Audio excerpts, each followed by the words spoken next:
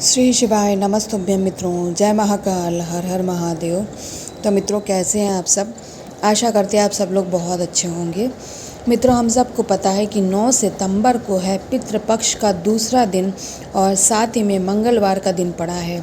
तो आज के दिन हम सभी लोग बजरंगबली जी के साथ साथ अपने पितरों का भी ध्यान करेंगे, उनके लिए उपाय करेंगे और अपने जीवन के कष्टों को दूर करने का निवेदन करेंगे। तो मेरे साथ वीडियो में लास्ट तक बने रहिएगा और एक एक करके हम यहाँ पर तीनों उपायों को समझने का प्रयास करेंगे।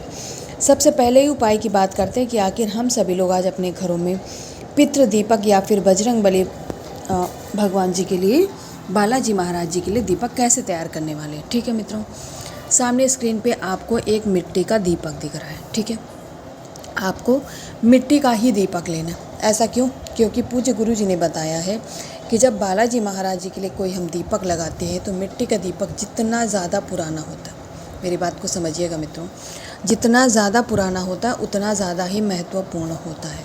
तो आप मिट्टी के दीपक जब भी लगाएं तो उसे हटाया मत करिए, उसे वहाँ से हटा कर रख दिया करिए किसी अलमीरा में अपने दोबारा उपाय के लिए। ठीक है, तो ऐसे आज हम सभी लोग दीपक लेंगे, उसमें गोल बाती लगाएंगे, सरसों का तेल लगाएंगे, तेल से इस बाती को लगाएंगे, दीपक को भर लीजिएगा। और क्योंकि आज मंगलवार का दिन है तो आपको दीपक के नीचे कुछ अनाज के दाना, गेहूँ, चावल कुछ भी लगा दीजिएगा। इसके बाद हम काले तिल का आसन लगाएंगे। ठीक है, इस दीपक को तैयार करने के बाद में आपको पहुंच जाना है बालाजी महाराज यानी बजरंगबली जी की मूर्ति, प्रतिमा, कैलेंडर, फ़ोटो कुछ भी हो, वहाँ पर आपको पहुँच जाना है।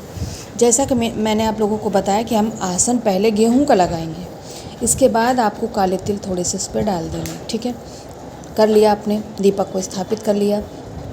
अब क्या करना है, अब हमें यहाँ पर जो बजरंगबली जी महाराज के छोटे भाई होते हैं दूसरे नंबर के, यानी गतिमान भगवान के नाम से आपको इस बाती को प्रज्वलित करना है, इस दीपक को जलाना है। इतना करने के बाद आप दोनों हाथ जोड़ करके बैठ जाइएगा और अपने जो भी परेशानी हो, जो भी आपकी इच्छा मनोकामना हो, क्योंकि यह दीपक किसी एक उपाय के लिए नहीं है, यानी एक परेशानी को दूर करने के लिए नहीं है, बल्कि आपकी अनेक परेशानियों को दूर करने वाला है। आपकी जो इच्छा मनोकामना उसे कहिएगा। इसके बाद जलते हुए दीपक के अंदर थोड़े से काले तिल और डाल दीजिएगा, जिससे गतिमान भगवान जी प्रसन्न होंगे, अपना आशीर्वाद प्रदान करेंगे और आपकी इच्छा मनोकामना बहुत जल्दी पूर्ण होंगी। पहला उपाय समझ गए हैं, अब चलिए हम लोग दूसरे उपाय के पहले सबसे फ़ायदे की बात करते हैं। इस उपाय को करने से आपके जीवन में जब कष्ट बहुत अधिक बढ़ जाते हैं तब आपको लेना है फूल। कितने लेंगे?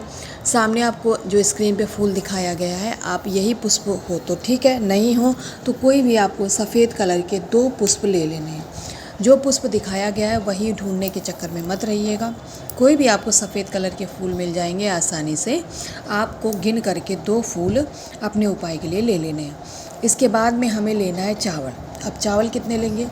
अक्षत चावल के 1 चुटकी दाने आपको लेने हैं, गिनती नहीं करनी है, 1 चुटकी के अंदर जितने दाने आ जाएं आपको उतने दाने ले लेने हैं। 2 आपको फूल लेनी है सफ़ेद, और अक्षत चावल के दाने हम यहाँ पर 1 चुटकी लेने वाले हैं। ठीक है मित्रों, इतना करने के बाद में अब हम सभी लोग जल के लिए कलश तैयार करेंगे। ठीक है, तांबे का कलश लिया, उसमें अपने घर का जल लेंगे और गंगा जल लेंगे।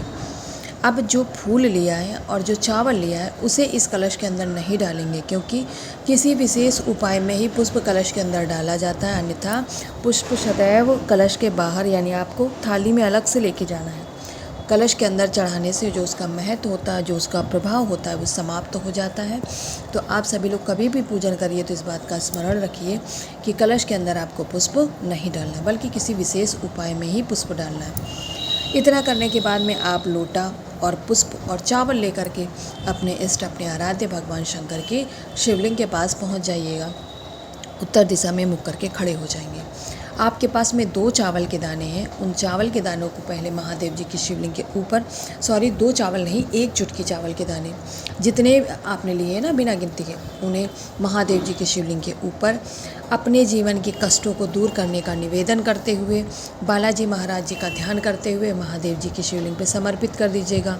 अपनी बात, अपनी इच्छा मनोकामना जब आप कह चुके हों, फिर आपने जो 2 पुष्प लिए हैं उन्हें भी रखिएगा। उनको भी समर्पित करते समय आपको वही कहना कहना है, यानी हमारे जीवन के जो भी कष्ट हैं, जिनसे आप परेशान हैं, उपाय नहीं मिल पा रहा है, तो महाराज बालाजी महाराज, आज मंगलवार का दिन है, हमारे पितरों का भी दिन है। आप अपने पितृ देवता आर्यमन का स्मरण करते हुए मित्रों चढ़ा दीजिएगा, और जाते जाते जो 1 लोटा जल है उसे महादेव जी की शिवलिंग के ऊपर पितृ देवता और बालाजी महाराज दोनों का ही स्मरण करके चढ़ाइएगा। आज मंगलवार का दिन है, ना तो आपको बालाजी महाराज जी निराश करेंगे और ना ही आपके जो पितृ देवता हैं वो आपको निराश करेंगे। यानी जब आप उपाय पूरे विधि विधान से करेंगे तो आपको इसका लाभ अवश्य मिलेगा। 2 उपायों की बात कर लिए, अब चलिए हम वीडियो में जल्दी से बात करते हैं अपने तीसरे उपाय की और जानते हैं उसके फ़ायदे की। उससे पहले जो भी चैनल पे पहली बार आया वो चैनल को सब्सक्राइब और वीडियो को लाइक करना बिल्कुल भी नहीं भूलेगा, ठीक है मित्रों। तो आज हम सभी लोग इस मंगलवार के दिन जो तीसरा और अंतिम उपाय करने वाले हैं वो हमारे शरीर में जब किसी भी इष्ट व्यक्ति को या स्वयं के शरीर में रोग बहुत हो जाते हैं तब हमें लेना है काली मिर्च। कितनी लेंगे मित्रों? यहाँ पर आपको काली मिर्च अच्छी अच्छी देख करके और गिन करके हम सभी लोग 5 काली मिर्च लेंगे, केवल मात्र 5, इतनी ज़्यादा नहीं लेनी, मात्र 5 काली मिर्च आप ले लीजिएगा। अब मान लीजिए जो व्यक्ति है आपके घर का, अगर आप स्वयं हैं तो सिर से लेकर पैर तक आपको घड़ी क्लॉकवाइज डायरेक्शन में 7 बार घुमाना है।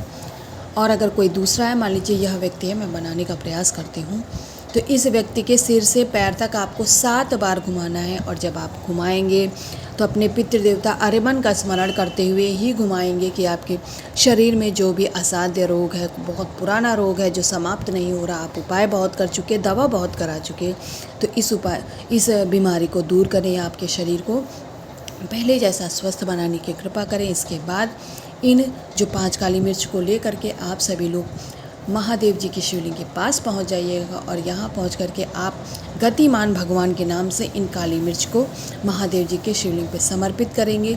तब भी आपको महादेव जी से एक ही निवेदन करना है कि जो भी आपके जीवन में यानी जो असाध्य बीमारियां हैं, समाप्त नहीं हो रही, आप उपाय बहुत कर रहे हैं, तो महाराज दूर करें। और महादेव जी साथ ही में बालाजी महाराज जी अपना आशीर्वाद प्रदान करें, आपके जीवन के कष्टों को समाप्त करें। इस तरीके से उपाय करिएगा। किसी उपाय में काली मिर्च को पीस के कूट के उसको खाना होता है, लेकिन हर एक उपाय का अपना नियम होता है, अलग तरीका होता है, एक जैसे सारे नियम नहीं होते। तो इस उपाय में नहीं बताया गया, तो आप लोग अपने मन से उन काली मिर्च को कूट करके पीस करके उसका पाउडर मत खाइएगा, अन्यथा अगर कोई परेशानी होगी तो उसके ज़िम्मेदार आप स्वयं होंगे।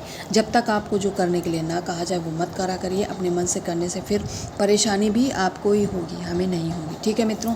बाकी मैंने अपनी तरफ से पूरा प्रयास किया आप लोगों को तीनों उपायों को समझाने का, और मैं आशा करती हूँ कि आप लोग यह उपाय समझ गए होंगे। तो जाते जाते कॉमेंट सेक्शन में महादेव जी का कोई सा भी प्यारा नाम लिखना नहीं भूलेगा, ठीक है मित्रों।